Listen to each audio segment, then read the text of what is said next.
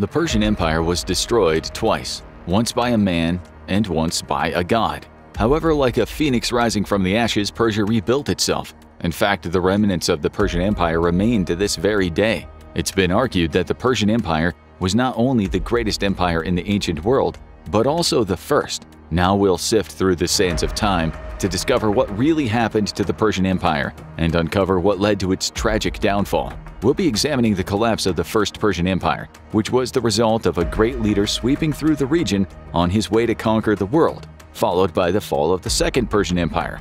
Both of these empires were massive and contained more territory than almost any other kingdom during their time. Surprisingly, the falls of both the First and Second Persian Empire were not solely due to internal conflict, like many imperial collapses of the past, but were caused by a series of aggressive outsiders who happened to invade at the right time when Persia was at its most vulnerable. Before we can understand the factors that led to the downfall of the Persian Empire, we must briefly examine the history of this part of the world. That'll give us a better idea of how the Persians conquered, and more importantly, maintained such a vast region of land. When discussing the Persian Empire, we're talking about the lands that make up much of the Middle East. Major cities and administrative hubs were located throughout the region, but at its height, the Persian Empire encompassed lands as far west as Egypt and as far east as India. The Persians controlled parts of Greece as well as sections of Arabia. So how could a culture simultaneously rule so much land and yet be vulnerable to outside forces that would drive Persia to crumble? Let's find out. Susa, one of the first cities in the region, dates back to approximately 4395 BCE. For the next few thousand years, tribes from the land to the north and east made their way into the central region of what would become the First Persian Empire. It was not until around 727 BCE that the first semblance of a unifying force entered the region. At this point, a people called the Medes were united under King Daeuku. However, the Median kingdom would only last for a little over a century before a new tribe rose to power. These people would become known as the Persians. Between 675 and 640 BCE, the Persians settled in Persis, which was overseen by King Teispis. The size of the Persian population continued to grow and disseminate over the next several decades. New cities arose, and the wealth of the Persian kings increased. However, they were still vassals to the Medes, a dominant power in the region. Then, in 621 BCE, the course of history would change forever. The Assyrian Empire to the west had become the dominant kingdom in the area. Their influence and territory extended from the Persian Gulf to the Sinai Peninsula. The Medes and the Babylonians decided to band together and lead a campaign against the Assyrians, which by that point had extended themselves too far. For decades, there was a back-and-forth fighting between the different powers in the region, weakening the Medes' control over the lands that they once held firmly. In 550 BCE, Cyrus II of Persia led a revolt against the Mede rulers. He successfully seized power and became known as Cyrus the Great. It was at this point that the Achaemenid Empire, also known as the First Persian Empire, began. In 546 BCE, Cyrus II conquered the kingdom of Lydia, bringing in massive amounts of wealth to his growing territory. This was followed by the conquering of Babylon, a highly sought-after prize for its vast trade network, commerce, and cultural influence. It's important to note that Cyrus II and the following Persian rulers governed their empire fundamentally differently than many other civilizations of the time. The Persians did not try to force their subjects to assimilate into their own culture. Instead, they allowed different peoples to maintain their identity within the empire as long as they continued to pay tribute to the Persian rulers. Obviously, not everyone was happy about being conquered by a foreign power. Still, rather than crushing people into submission and ruling with an iron fist, the Persians typically allowed everyday practices, religions, and beliefs of different cultures to carry on within their borders. This created a more stable realm and was one of the reasons that the First Persian Empire lasted over 200 years. This type of rulership was exemplified by Cyrus the Great when he allowed the Jews of Babylon, who had been taken from their homeland by King Nebuchadnezzar, to return home. Cyrus II even gave Jews money to rebuild their temple once they returned to the Holy Land. When Persia conquered Lydia, it allowed the Lydians to continue worshipping their own gods. There was relatively little cultural eradication or forcing of Persian practices on people in the empire, as long as the subjects followed the rules and paid tribute. In 522 BCE, Darius I rose to power and extended the Persian Empire's borders further than ever before. He ushered in a new age of monumental building projects such as building up the great city of Persepolis, which became one of the empire's capitals. The rulers of Persia did not stay in one city for very long. Throughout the year, they moved from one administrative center to the next, as the weather in the region could be harsh, especially in the brutally warm summers. This allowed the kings and their advisors to move about the empire and stay up to date on what was occurring in different regions that they had conquered. Darius I was succeeded by his son Xerxes I in 486 BCE.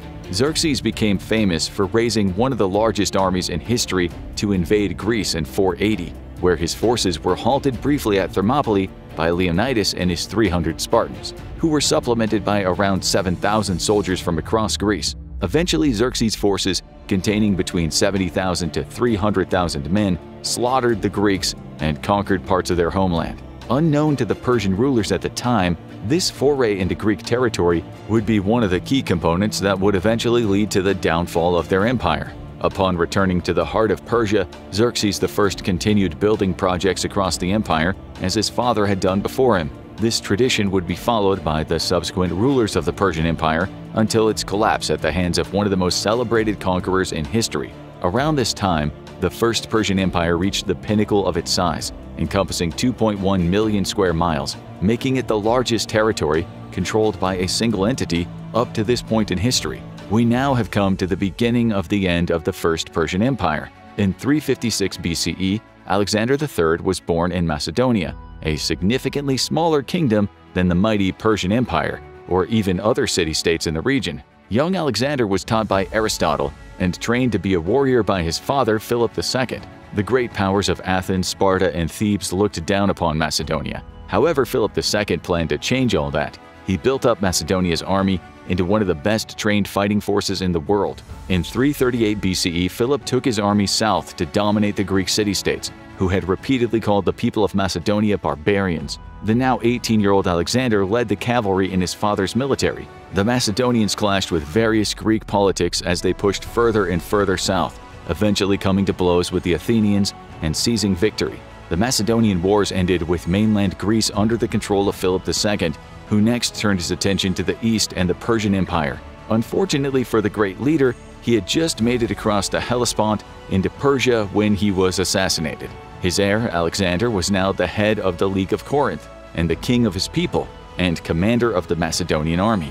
Using his newly bestowed prestige and power, Alexander set off to finish what his father had started. He gathered a mighty fighting force and planned his military campaign into the Persian Empire. But before Alexander could begin his conquest, revolts broke out in Thebes, Athens, and Thessaly. Alexander acted quickly. He had been advised to sit down with the Greek city-states and devise a diplomatic solution, but Alexander had other plans. He gathered 3,000 cavalrymen and rode to Thessaly, forcing the rebels to surrender and adding their ranks to his army.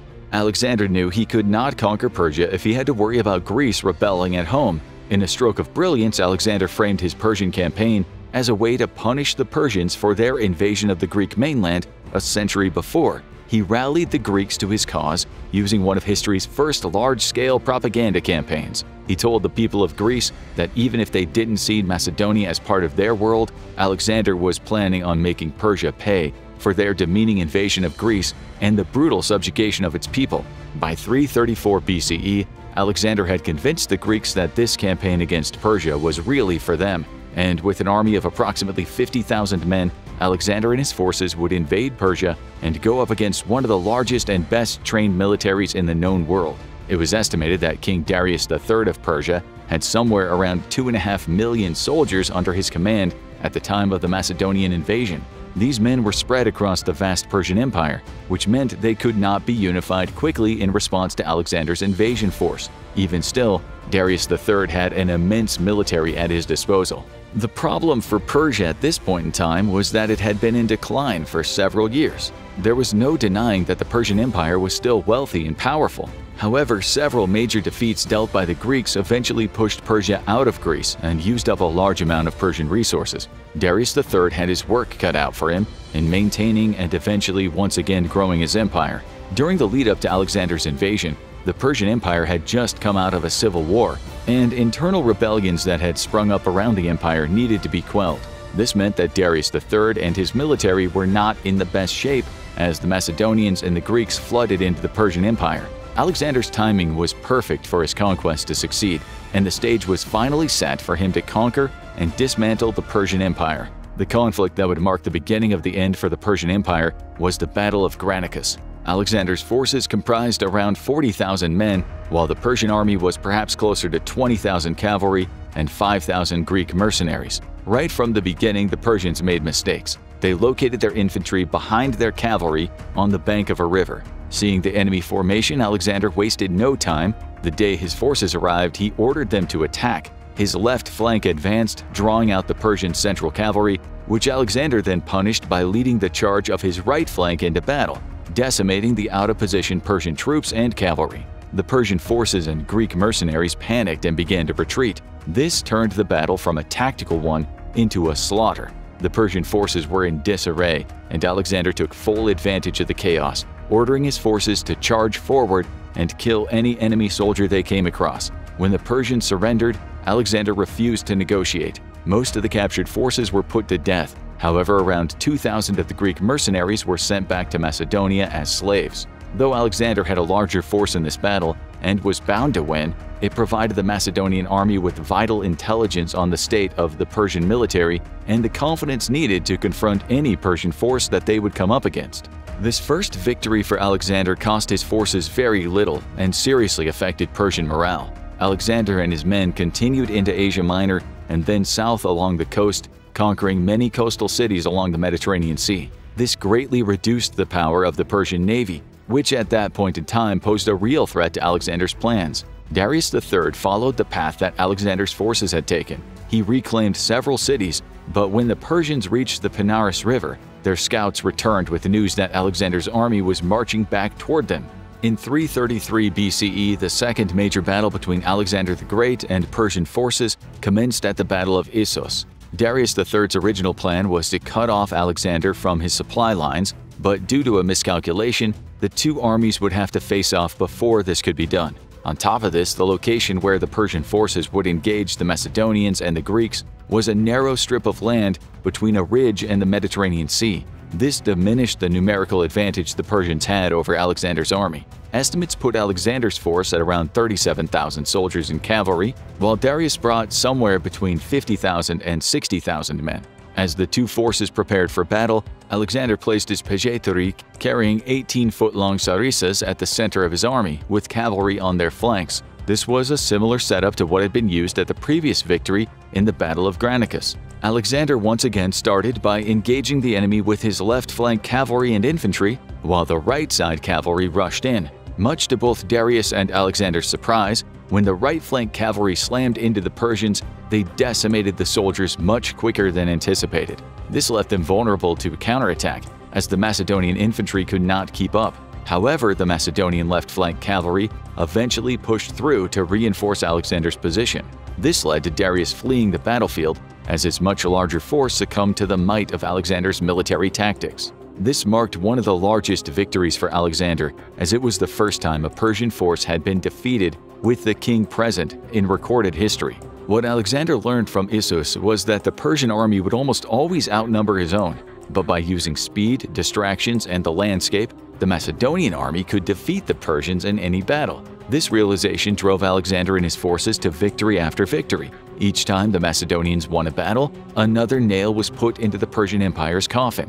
This foreign invader from a minor kingdom to the north of Greece would be the downfall of one of the largest empires in the world. For the next 2 years, Alexander marched through Persian territory. Darius retreated further into the empire's heartland and called reinforcements from across the realm to aid him in defeating the invaders. Alexander proceeded further south, conquering lands all the way into Egypt and founding Alexandria in 332 BCE. After conquering much of northern Egypt, Alexander guided his forces back north and then east to advance on the capitals of the Persian Empire. If successful, this would end the dynasty of Persian kings that had ruled over the area since the empire's founding by Cyrus II in 550 BCE. The final battle between Darius III and Alexander was fought on a site of Darius's choosing, near the town of Gaugamela. This location was not only flat but wide, and without any natural choke points, making it perfect for Persia's massive army to maneuver and leverage their numbers. An estimated 250,000 Persian soldiers had been gathered to engage the 50,000 men that Alexander the Great marched east with. The Macedonians set up their forces similarly to the previous two major engagements. Darius ordered his chariots forward and a large portion of his army toward Alexander's right flank, where the Macedonian king traditionally had led. This caused a thinning of the Persian line to the left. Alexander immediately saw the weak spot and ordered his cavalry to attack. The Macedonian troops engaged in battle as the cavalry bashed into the left side of Darius's forces. Afraid that his line was about to be broken, Darius ordered 5,000 cavalry to fortify the gap, but the Macedonians held their ground. Enraged by a lack of progress, Darius ordered an additional 10,000 cavalry units toward the Macedonian right flank. In war, men are sometimes sacrificed for the greater good, and this is what Alexander knew must be done. He ordered several thousand troops to engage the Persians in what's known as a pawn sacrifice. The soldiers Alexander sent forward were going to fight to the last man, so that the Macedonians could plan one final maneuver. Darius ordered a full frontal charge on what appeared to be a weakening Macedonian army. The Persians reached the Macedonian camp, but to Darius's horror, were met by a large reserve force that Alexander had stationed behind his initial lines. The Macedonian cavalry surrounded the enemy and massacred the overextended Persian forces. Once again, Darius had to flee from the field of battle. This would be the decisive victory that signaled the Persian Empire was on the verge of being conquered. Alexander was not about to let the king of Persia get away again. He rode after Darius with his cavalry. The chase lasted only a few days when one of Darius's bodyguards, Bessus, asked for an audience with Alexander. He presented the Macedonian king with the head of Darius III. This was not how Alexander wanted to dethrone the Persian ruler. Alexander had Bessus executed and then declared himself the king of Macedonia, Greece, and now Persia. By 330 BCE, the First Persian Empire had fallen, and its 220-year reign ended. In June of 323 BCE, Alexander the Great died in the palace of Nebuchadnezzar II in Babylon at the age of 32. He had conquered more of the known world than any other king before him and any king that would immediately follow.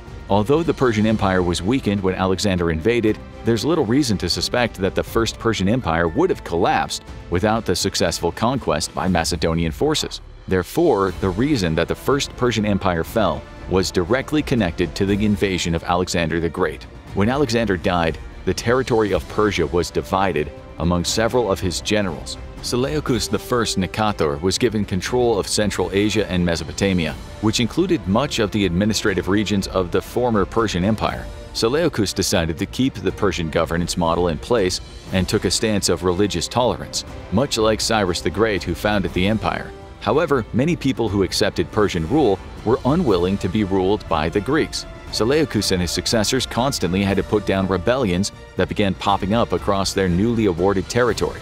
Over the next few centuries, the territories of Persia would face another looming threat: the Romans. By 165 CE, several dynasties in the former Persian Empire had come and gone. However, in 224 CE, Ardashir I, a descendant of Darius III, overthrew the current ruling body and founded the Sasanian Empire, or what could be viewed as the Second Persian Empire. Even though Alexander the Great caused the fall of Persia, it once again rose to prominence. At this point, we must discuss how God and his people led to the fall of the Sasanian Empire. Ardashir I was concerned mainly with building a stable empire after centuries of turmoil in the region. He knew that in order to do this, he had to protect the territory from Roman warfare and influence. In 240 CE, Ardashir I made his son Shapur I co-regent of the kingdom. When his father died a year later, Shapur decided the only way to return Persia to its former glory and to protect his people from the Romans was to expand the Persian borders once again.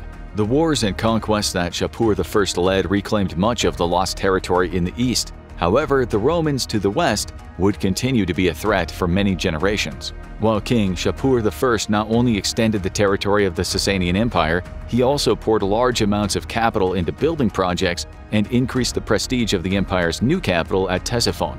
For the next 2 centuries, the Sasanian Empire flourished. There were challenges from outside forces and revolts that needed to be put down, but the Sasanian Empire was never threatened to the point of collapse. In 531, King Khosrau I, also known as Anushirvan the Just, expanded the territory of the Sasanian Empire to its height. The Sasanian Empire never reached the territorial extent of its predecessor, but it did encompass around 1.4 million square miles of land. During his reign, Khosrow I made taxes more equitable for all people within his borders. He also divided the empire into 4 major territories, each governed by its own general who answered to the king. This allowed for faster response times when facing internal threats and securing sections of the border where foreign armies continued to mount invasions. Khosrow I also founded one of the leading universities and medical centers of the time, where scholars from across the known world came to study. The academic body was made up of Indians, Chinese, Greeks, and of course Persians. Although the Sasanian Empire was not as vast as the First Persian Empire, it was considered the region's most prosperous period. The Sasanian Empire had already lasted over 100 years longer than the First Persian Empire. However, by 622, its downfall loomed on the horizon. Between a plague that ravished the population, ineffective rulers, and an invasion force following the orders of a new god, the Sasanian Empire was on the brink of destruction. In 622, Khosrow II had recently concluded the first set of campaigns to expand the empire. However, when a second attempt was launched, it ended in utter failure. Persian armies and treasuries were all but depleted. In order to raise funds, Khosrow II increased taxes to crippling levels. The Byzantine Emperor Heraclius took advantage of the weakened Persian Empire and launched a counteroffensive to take back what the Persians had originally seized of his territory and to push farther into enemy lands. The Byzantines campaigned and defeated worn-out Persian armies for the next 5 years. They stole untold amounts of riches and destroyed entire cities and important cultural centers. It was clear something needed to be done. So, in 628, Kavad II, the son of Khosrow II, murdered his own father and immediately sought peace with the Byzantines, who returned home. However, within months, Kavad II would be dead and civil war would break out. The Sasanian Empire continued to weaken for the next several years. In 632, Khosrow III claimed control of the throne.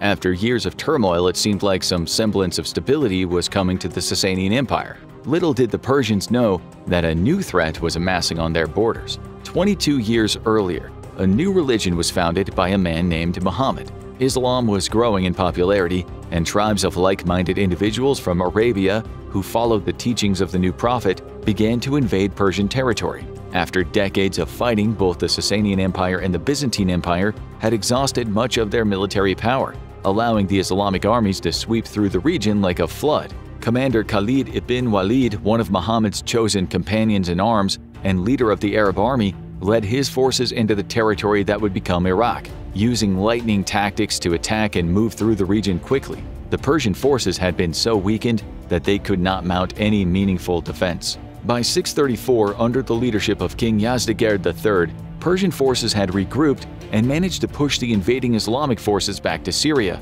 However, Khalid ibn Walid had reorganized the Muslim army, which was now much more disciplined. With a renewed force, Khalid ibn Walid launched another invasion of Persia. Islamic forces captured Ctesiphon, securing vast amounts of wealth for their cause and dealing an enormous blow to the Sasanian Empire. In 651, after over 20 years of fighting between the Islamic armies and the Persian forces, nobles of the once prosperous Sasanian Empire had to flee further and further east. King Yazdegerd was assassinated, and his sons fled to Tang China. This would mark the end of the Sasanian Empire, as the Islamic Caliphate engulfed the territory it had once controlled. Unlike under the First Persian Empire and the Sasanian Empire, the region's people were forced to relinquish their traditional beliefs and embrace Islam. For years, cities in Iran resisted this assimilation into the Islamic religion by launching open revolts, but eventually the Islamic leaders and their armies forced the people of the former Persian Empire to convert. The fall of the Persian Empire is the story of two great civilizations that thrived for hundreds of years. It's unfair to discuss the fall of Persia without giving attention to both the Achaemenid Empire, or the First Persian Empire, and the Sasanian Empire, or the Second Persian Empire. Both empires collapsed for similar reasons, but in slightly different ways. It's clear that ruling such an expansive amount of territory was difficult. This is why empires tend not to last forever and constantly face the threat of revolt and civil war. However, up until the First Persian Empire was founded, no one had controlled such a large number of people and amount of land as the Persians.